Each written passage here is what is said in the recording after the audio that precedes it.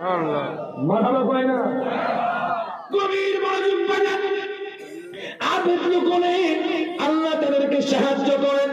হযরত নবী সুলাইমান উনি কেমন আল্লাহর নবী ছিলেন, যার জীবনে এক ওয়াক্ত নামাজও কাজা হয় নাই, যিনি তাহাজ্জুদ নামাজ আদায় করতেন, তাহাজ্জুদ পড়ে কান্না করতেন। কিতাবের মধ্যে লিখতেছে, ডাক দেয়া কয় আল্লাহ গো আল্লাহ, আমি তোমাকে দেখি নাই, আমি তোমার বন্ধুর প্রতি ঈমান এনেছি, আমি তোমার প্রতি ঈমান এনেছি, আমি কোরআনের প্রতি ঈমান এনেছি, আমি সাহাবায়ে কেরামের প্রতি ঈমান এনেছি। আল্লাহ গো আমার একটা আশা, আমি মক্কাতুল মুকাররমা হজ করতাম। আল্লাহ গো আমার একটা আশা, আমি মদিনাতুল মুনাওয়ারা জিয়ারত করতাম। এই মানুষটা বাজার প্রতিদিন তাহাজ্জুদ পড়ে কান্না করত। মনে রাখবেন, আমি রায়হান জানি বললাম, আপনি 2 রাকাত নফল নামাজ পড়ুন, আপনার যাবতীয় সমস্যার কথা আল্লাহর কাছে আপনি বলেন, দেখবেন আল্লাহ আপনার সমস্যা দূর করে দিবে। আরে হুজুর গো, আমার ঘরে রিজিক নাই হুজুর, আমার ঘরে অশান্তি হুজুর, স্বামী স্ত্রীর মধ্যে ঝগড়া হুজুর, আমার সম্পদ নাই, আমার ছেলে পড়াশোনা করে না, আমার ছেলে পড়াশোনা করে না। আমি কইলাম বাজার, আপনার ঘরে যদি শান্তি চান, আপনি গভীর রাতে উঠে নফল ইবাদত করেন, যখন তাহাজ্জুদ পড়ে আল্লাহ দরবারে কান্নাকাটি করবেন। আল্লাহ তো রহিম, আল্লাহ তো রহমান, আল্লাহ আপনার সমস্ত সমস্যা দূর করে দিবেন। হযরত নবী সুলাইমান লাগান হায় হায়, উনি তাহাজ্জুদ পড়ে কান্না করে ডাক দিয়া কয় আল্লাহ গো, দুনিয়ার মানুষ তো মক্কাতুল মুকাররমা যায় হজ করার জন্য, দুনিয়ার মানুষ তো মদিনাতুল মুনাওয়ারা যায়। আল্লাহ গো, আমি তো তোমাকে দেখি নাই, আমি তোমার ঘর দেখতে চাই। আল্লাহ, আমি তো তোমাকে দেখি নাই, আমি তোমার ঘর দেখতে চাই, আমি তোমার কাবা শরীফ তাওয়াফ করতে চাই।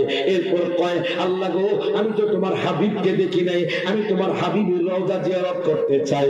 1 বছর 2 বছর 3 বছর 4 বছর 5 বছর 6 বছর 7 বছর 8 বছর 9 বছর 10 বছর কান্না করে বাজার ছিলেন দিন মজুর। ওনার আব্বা নাই, মা নাই, টাকা পয়সাও নাই, উনি 100 দিরহাম জমিয়েছে। মারহাবা করে না, 100 দিরহাম জমিয়েছে। 100 দিরহাম নিয়ে উনি ওনার গ্রামের লোকের কাছে করে আপনারা কে আছেন, হজের মধ্যে যাইবেন। এই কথা বলার পর তার গ্রামের লোক বয়োজ্যেষ্ঠ যারা যারা বৃদ্ধ কবজর ঠিক আছে আপনার সাথে আমরা হজে যাবো। এই কথা বলার পর হযরত নবী সুলাইমান আর দেরি করলেন না, উনি কাফেলা নিয়ে কাবা শরীফের দিকে রওনা দিলেন। যাইতে যাইতে যাইতে আপনার চলার পথে দেখে একজন মা, যেই মা নেকাব পরা মা, একজন মা যেই মা পর্দানিসীন মা, ওই মা বসে বসে মরা পশুর মাংস ব্যাগের মধ্যে নিচ্ছে। হযরত নবী সুলাইমান মনে মনে কয়, আল্লাহ তো কুরআনুল কারীমে বলেছে ওয়া'মুরুনা বিল মারুফি ওয়া ইয়ানহাউনা আনিল মুনকার, আল্লাহ বলেছে সৎ কাজের আদেশ করো, খারাপ কাজ থেকে নিষেধ করো। হযরত নবী সুলাইমান ডাক দিয়া পায় কাফেলার লোক, আপনারা একটু দাঁড়ান, আমি একটু দেখে আসি ওই মা কেন মরা পশুর মাংস ব্যাগের মধ্যে দিচ্ছে। ওই মা কি জানে না ইসলামের মধ্যে মরা পশুর মাংস খাওয়া হারাম? উনি ওই মায়ের পিছনে ফলো করতে করতে করতে করতে বাজান কিতাবের মধ্যে লিখতেছে ওই মায়ের ঘর পর্যন্ত চলে গেল। মা যখন ঘরে ঢুকলো বাজান, হায় হায়, মা চোখের পানি ছেড়ে দিয়ে কান্না করে। 2টা সন্তান মায়ের কদমে পড়ে কান্না করে, ডাক দিয়া কয় মাগো মা, মাগো মা, মাগো মা, ও মা, মাগো মা, তুমি কি আমাদের জন্য খাবার আনছনি? মা চোখের পানি ছেড়ে দিয়ে কয় সন্তান, ও সন্তান, শোনো শোনো, আমি তোমাদের জন্য মাংস আনছি। মা চোখের পানি ছেড়ে দিয়ে কান্না করে। এবার হযরত নবী সুলাইমান দূর থেকে সবকিছু দেখলেন। উনি ঘরের মধ্যে যায় কয় মাগো মা, ও মা, আপনি কি জানেন না ইসলামের মধ্যে মরা পশুর মাংস খাওয়া হারাম? আপনি কি জানেন না ইসলামের মধ্যে মরা পশুর মাংস খাওয়া যায় না? আপনি কি মুসলমান না? আপনি কি জানেন না? মা ডাক দেখো হুজুর, আমি কেন জানবো না? আমি কইলাম দয়ার নবীর আওলাদ। মা ডাক দিয়া কয় আমি হইলাম দয়াল নবীর আওলাদের রাসূল। সৈয়দ বংশের জন্য সদকা খাওয়া না জায়েজ বাজান। ওই মা হলো সৈয়দ বংশ। ওই মা তো হুজুর গো জানেননি কেন আমি মরা পশুর মাংস নিয়েছি হুজুর?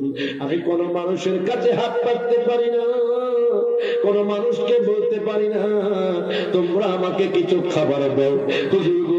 আজকে 3 দিন 3 রাত ধরে আমার ঘরের মধ্যে গম নাই, আমার ঘরে পানিও নাই, আমার 2টা সন্তান গড়াইয়া গড়াইয়া কান্দে, আমি মা তো সহ্য করতে পারি না।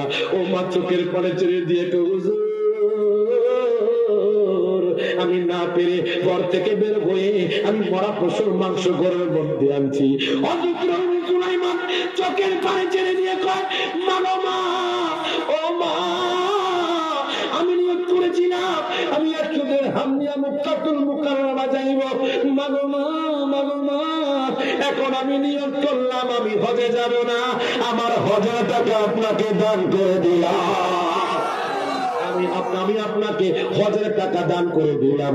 মা আপনি হজের টাকা নিয়ে আপনার পরিবার চালান। বাজান রে আজকে আমাদের মেদিনী মহলে, আজকে বাজার সিলেটের জমিনে, বাংলাদেশের জমিনে গরিব লোক না খেয়ে মরে, হাজার হাজার কোটি টাকার মালিক ফলাও কর্মা দিয়া ভাত খায়।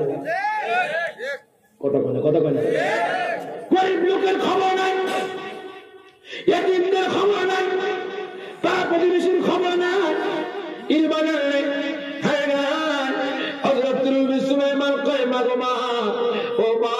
আমিও তো গরিব মানুষ, আমি 10 বছর কষ্ট করে 100 দিরহাম জমাইছি মা।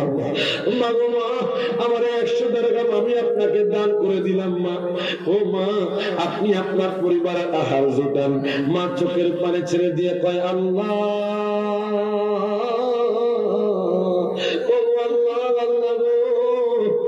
যেই বান্দা তোমার বান্দিকে রক্ষা করেছে ওই বান্দাকে তোমার দরবারে কবুল করো। মারহাবা দিতেন না? যেই বান্দা আমার আহার জুটিয়েছে, যেই বান্দা হজের টাকা আমাকে দান করে দিয়েছে, ওই বান্দার হজটা তুমি কবুল করে নিও। এখন দেখেন হযরতের সুলাইমান বুঝাতুল মাজালিসের মধ্যে আছে বাজান। উনি ঘর থেকে বের হয়ে চোখের পানি ছেড়ে দিয়ে কান্না করে আর কয় আল্লাহ,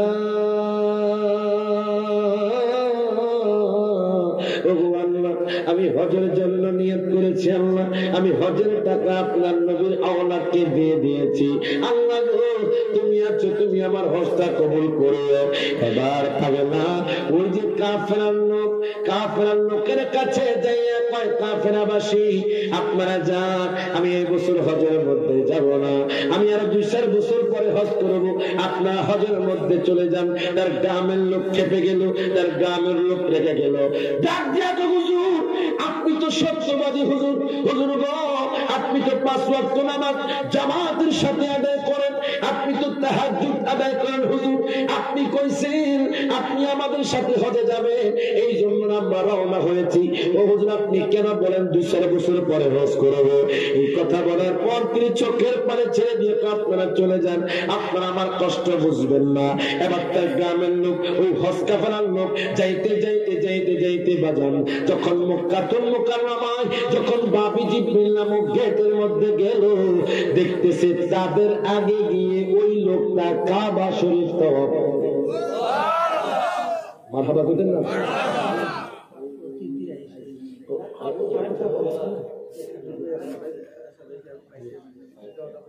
আচ্ছা ঠিক আছে।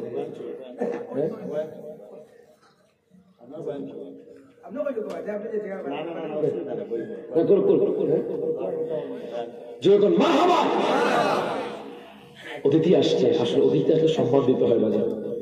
মাল্লাম ইয়ারহাম সাগীরানা ওয়া লাম ইউআক্কির কাবীরানা ফালাইসা মিন্না। নবী বলছেন যে ব্যক্তি বড়দেরকে সম্মান করে না, ছোটদেরকে স্নেহ করে না, সে আমার দ্বীনের অন্তর্ভুক্ত না। আমরা তো মুসলমান জাতি, আমরা ইহুদি নাসারা খ্রিস্টান নয়। কথা বল ঠিক না? মুসলমান জানে কিভাবে সম্মান করতে হয়। উনি আসছে কথা বলেন।